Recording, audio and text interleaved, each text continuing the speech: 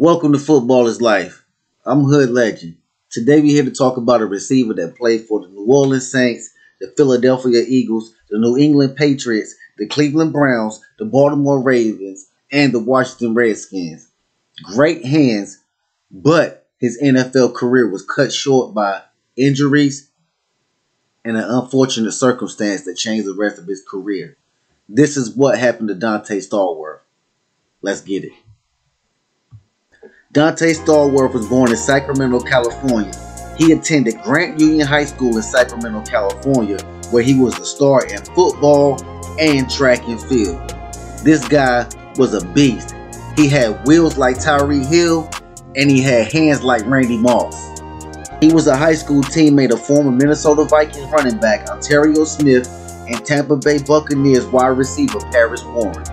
Donte StallWorth was one of those guys that played that position at wide receiver in high school, college, and the NFL. You know how some guys, they transition to different, positions on the field. But this guy played wide receiver from high school all the way until his professional NFL career.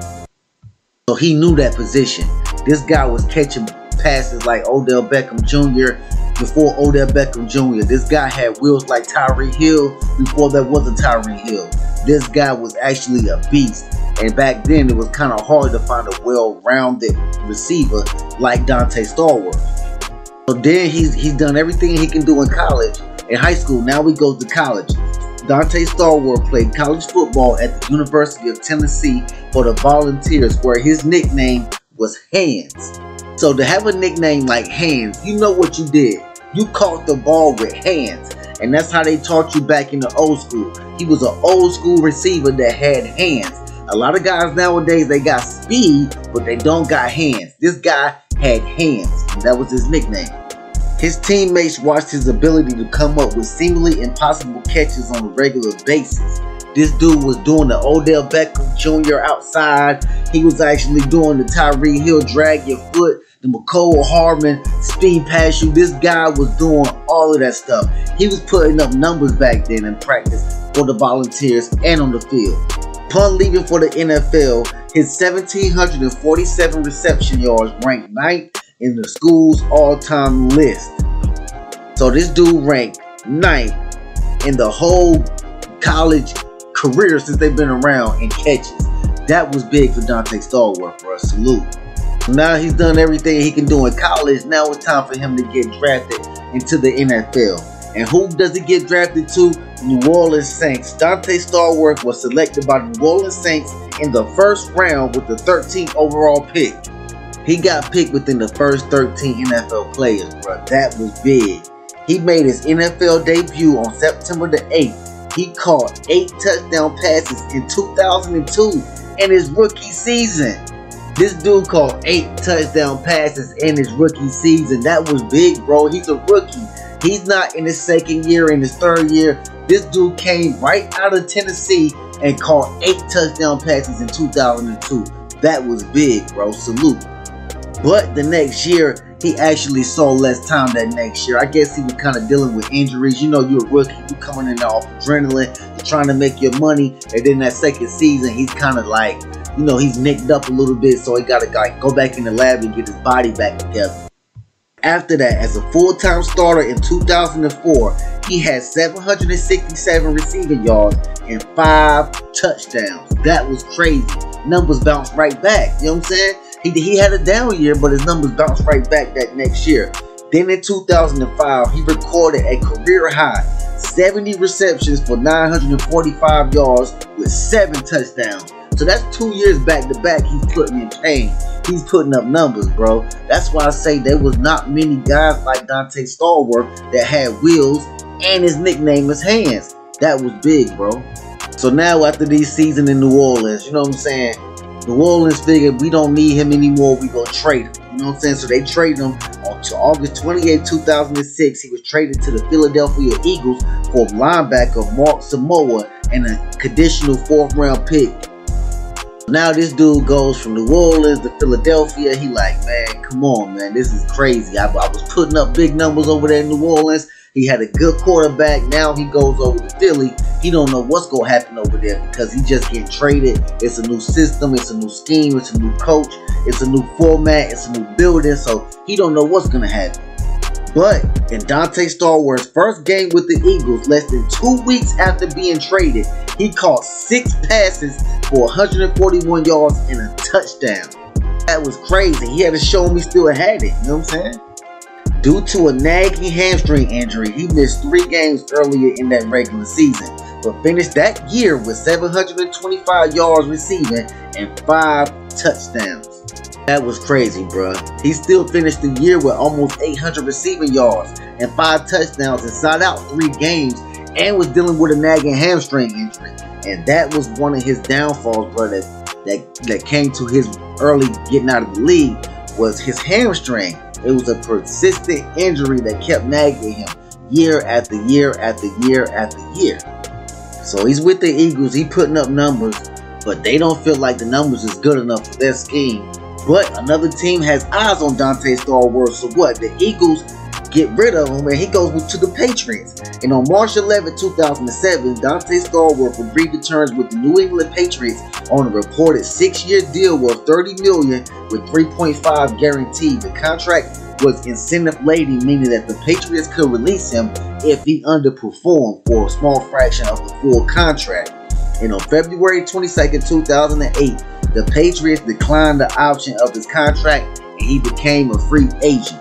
With all that being said, bruh, he actually became a free agent and only got the 3.5 that was guaranteed in the contract. The 6-year deal that he reportedly $30 million supposed to got, he didn't get that because the Patriots withdrew from that contract. That was crazy.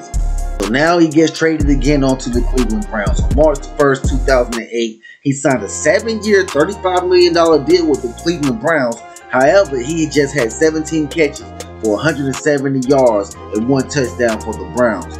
Then he missed the entire 2009 season. Now we get to the 2009 season. This is where Donte StallWorth had most of his troubles in the National Football League. This is devastating, bro, because you cannot drink and drive at the same time.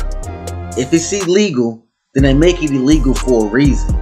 But you think you can handle it. Everybody is, oh, I can handle it. I'm different. I can do this. I can make it to my destination.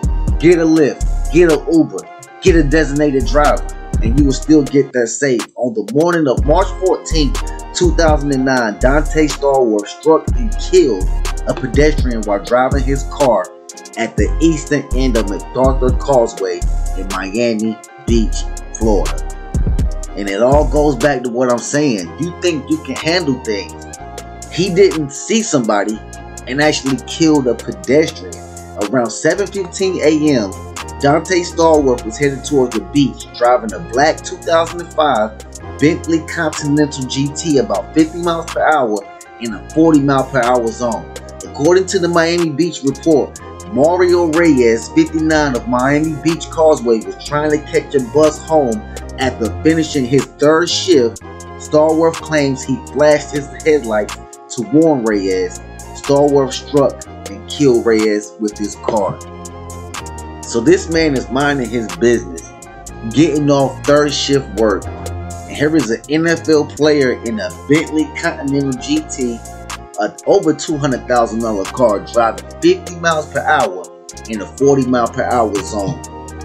And you hit a pedestrian. These are the things that end to your early exit out of the league when you do things like this. And the toxicology reports prove that he was actually a 0.4 over the legal limit. And it says that he had been drinking the night before. I think he probably was drinking the night of. My condolences go out to the Reyes family for them to have to deal with such a devastating thing like this when this man was just getting off work trying to catch a bus home. And here is a guy in the NFL that's probably not paying attention that said he flicked the lights. You have to do more. You have a break. You can use it. You have a park. You can use it. Why are you still trying to drive intoxicated? On April 1st, 2009, StallWorth was charged with DUI manslaughter.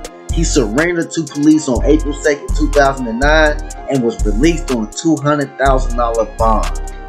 The Associated Press reported on June 16, 2009 that StallWorth and the Reyes family reached a financial agreement avoiding a civil lawsuit. The amount of the settlement was not disclosed.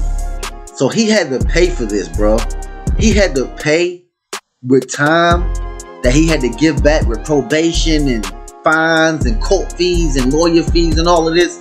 And he had to pay the Reyes family because they lost a father, a brother, a friend, a cousin, an uncle. Just that one mistake could have took him out of the league. And I think it played kind of a major part of him not being in the league due to hamstring issues. Yahoo Sports Story reported that StallWorth's lawyer claimed that he could have fought the charges, but Donte StallWorth chose to be convicted of a felony. He chose to be convicted of a felony because deep down in his heart, he knew that he was guilty. He knew that he did wrong. And he knew that that's the only way that he could kind of get resolution within himself. Peace within himself. You can't just drink your problems away. Everybody has skeletons. Everybody has a closet. You can't just drink them away. And then now look, you're trying to drink your other problems away, and then here you go bringing more problems into your life. So just think before you pick up the bottle. Think before you pick up those keys. Think before you think that you can drive intoxicated. This guy was one of the best receivers in that era of time. And you can only think, what if? You have that question, what if? What if he didn't do this? What if he didn't do that? You know, what he could have been. Life is about decisions and choices. Make the right decisions and it'll lead to the right choices. But if you make the wrong decision, it will lead to the wrong choices. But with all that being said, salute to Donte StallWorth. I'm pretty sure he had a good career. He can look back and say he did good in his life. But it was also wrong things that he did, but he also tried to make it right. But this is the homie hood legend. Till next time, football is life. I'm out.